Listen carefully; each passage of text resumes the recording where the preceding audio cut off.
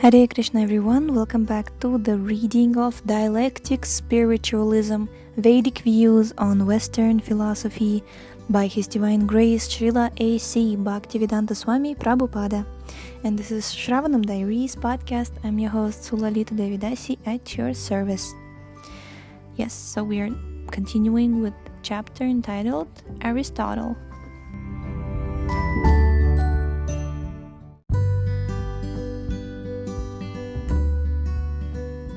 Disciple. Aristotle said that God's activity was thought, and that his thought had itself as its sole object. God's thinking is noesis, noesos. Please excuse my Latin in the recent episodes. Excuse my Latin. Thinking of thinking. God's thinking is thinking of thinking. Thus, his nature is self-contemplation. Srila Prabhupada. Does this mean that when one is perfect, he engages in no activity? Does God simply sit down and meditate? If so, what is the difference between God and a stone? A stone simply sits. It has no activity. How is inactivity perfection? Krishna never meditates, yet when he speaks, he delivers perfect knowledge. Krishna enacts various pastimes. He fights with demons, protects his devotees, dances with the gopis, and delivers words of enlightenment. There is no question of sitting down like a stone and engaging in quotes, self-contemplation. Disciple. But is it not possible to meditate while acting? Srila Prabhupada. Certainly, but God doesn't have to meditate. Why should he meditate? He is perfect. One meditates to come from the imperfect stage to the perfect stage. Since God is perfect to begin with, what business does he have meditating? Everything is simply actualized by his will alone. Aristotle recommends that a man should meditate to become perfect. This meditation presupposes imperfection.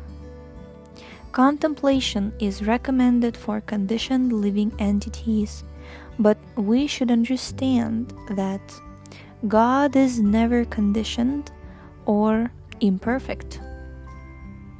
He is so powerful that whatever he desires or wills immediately comes into being. This information is given in the Vedas. Parasya Shaktir Vividhaiva Shruyate. God's multi-energies are so powerful that everything is immediately actualized as soon as he desires. Disciple. But what about the meditations of Buddha? Srila Prabhupada. Buddha's meditation was different. Lord Buddha. He was setting an example for miscreants who were engaged in mischievous activities. He was recommending that they sit down and meditate, just as you tell a mischievous child to sit in a corner and be quiet. Disciple. Aristotle never really says that we should end our activities, but he does say that we should contemplate God. Srila Prabhupada. That is our process. Shravanam Kirtanam Vishnu Smaranam. One should always think of Krishna. Krishna consciousness means remembering Krishna and acting for him. When you sweep Krishna's temple, you remember Krishna. When you cook for Krishna, you remember Krishna. When you talk about Krishna, you remember Krishna. This is the process Krishna himself recommends in the Bhagavad Gita 6.47. Yoginam api sarvesham madgatinantar atmana shradhavan bhajate yomam same yukta tamo mataha. Quote, of all yogis, the one with great faith who always abides in me, thinks of me within himself, and renders transcendental loving service to me.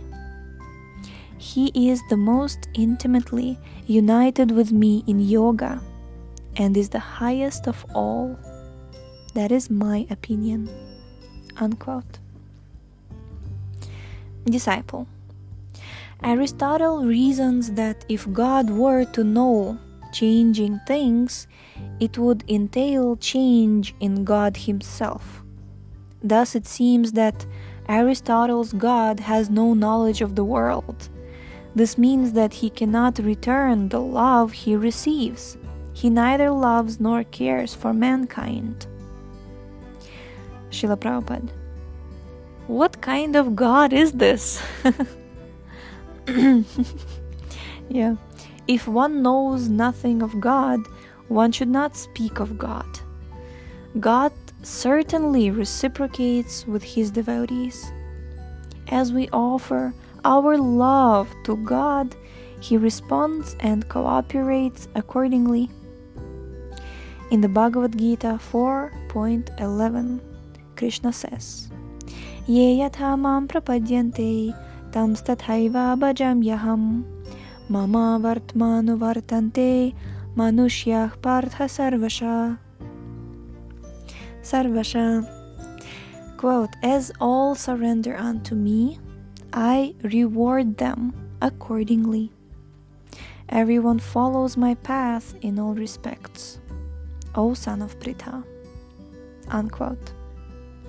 When we fully surrender to God in loving service, we can actually understand God's nature. Disciple. According to Aristotle, God causes motion in the world not actively but by being the object of desire.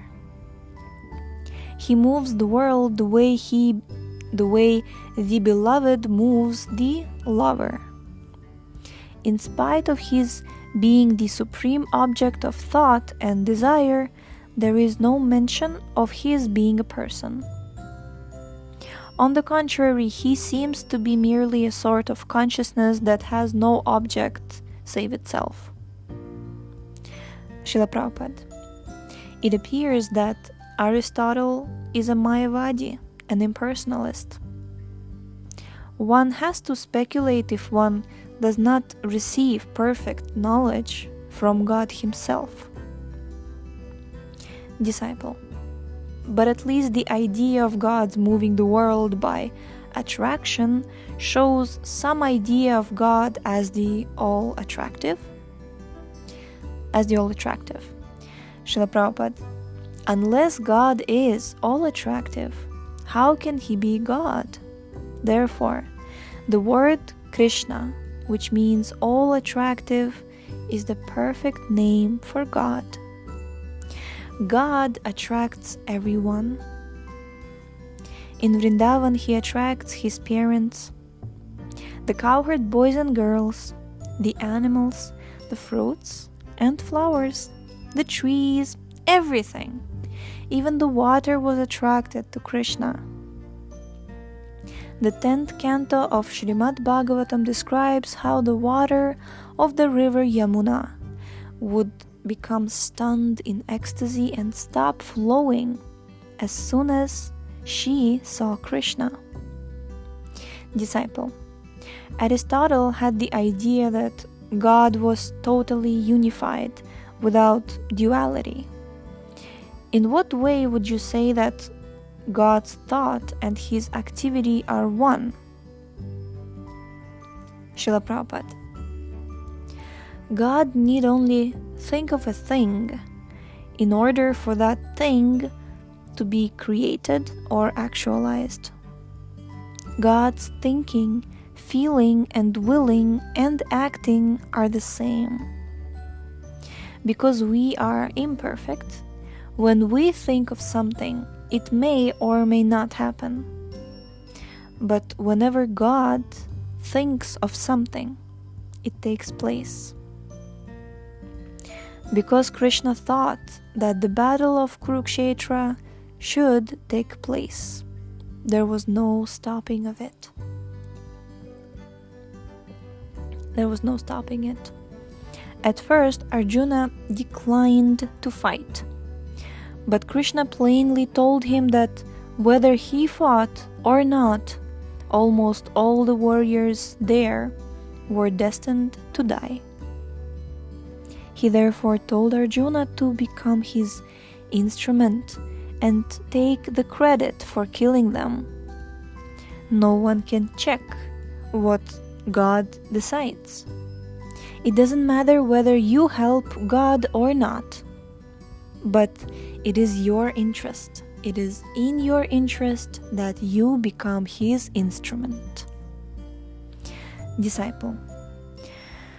Aristotle said that a person is happiest and most like the divine himself when he performs his activities in such a way that he is always contemplating, in quotes, things divine. Srila Prabhupada. Yes, that is the process of bhakti, devotional service. Unless one is a devotee, how can he constantly think of God? Srila Rupa Goswami gives the example of a married woman who has a paramour. She performs her household chores very nicely, but she's always thinking, quote, "When will my lover come at night?" unquote. So if it is possible to think of an ordinary person all the time, why not God? It is simply a question of practice, of developing your attraction for Him. Then, despite engaging in so many different types of work, you can think of God incessantly. Oh, that's so beautiful. Incessantly thinking of God. Now, Aristotle may have some vague conception of God, but he has no clear idea of Krishna's personality. We can think specifically and concretely of God because we receive information from Vedic literature that God is a person and appears and acts in a certain way.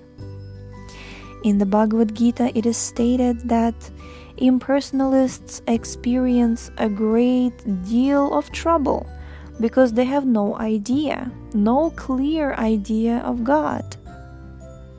If you have no conception of God's form, your attempt to realize God will be very difficult. Disciple. For Aristotle, God is known by speculative reason, not by revelation. Srila Prabhupada, we are all limited, and God is unlimited. Therefore, we cannot understand God by our limited sensory powers. Consequently, God must be known by revelation. As the Padma Purana states, Atah Shri Krishna Namadina Bhaved Grahyam Indriyaih. It is not possible to know God by mental speculation. But when we engage in His service, He reveals Himself. As Shri Krishna Himself says in the Bhagavad Gita 7.25,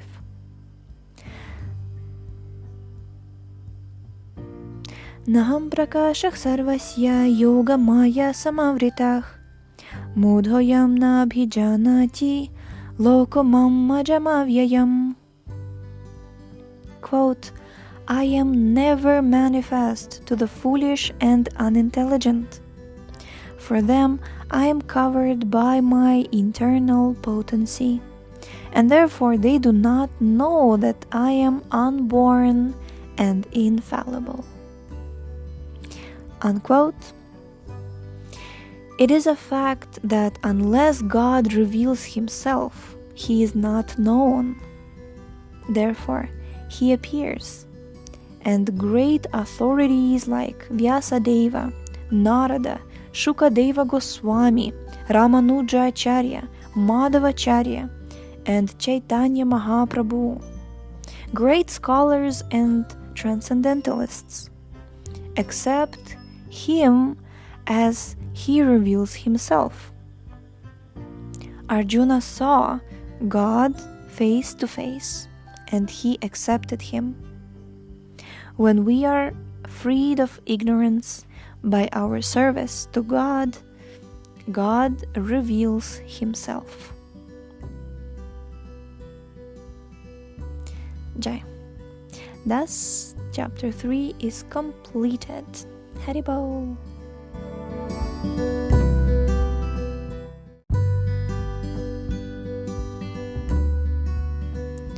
Jai, thank you so much for tuning in today. Tomorrow we shall begin chapter 4 entitled Origin of Alexandria.